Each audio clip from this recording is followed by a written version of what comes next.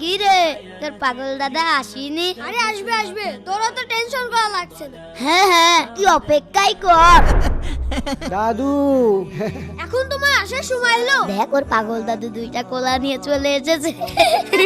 তুমি আমার এই স্কুলের সামনে কলা কি করতে নিয়ে আইছো? দাদু এই কলা দুটো তোমার জন্য নিয়ে আসি, খাবা? আচ্ছা দাও। একটু দাঁড়াও।